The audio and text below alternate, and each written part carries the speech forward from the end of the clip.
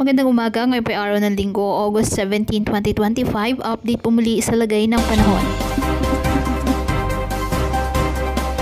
Southwest monsoon o habagat ang nakakaapekto sa Southern Luzon, Visayas at Western section ng Mindanao.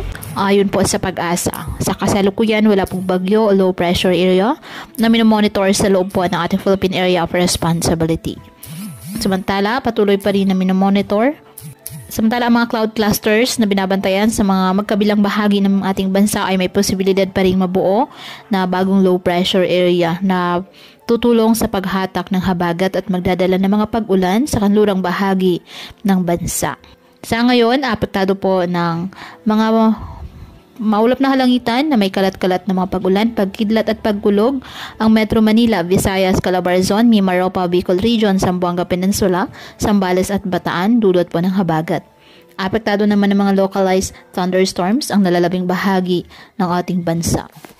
Kaya pinapayuhan po ating mga kababayan na maging maingat at maging alerto at palaging pumuntabay sa iba pa nating weather updates at sa updates ng Pag-asa hinggil sa lagay ng panahon.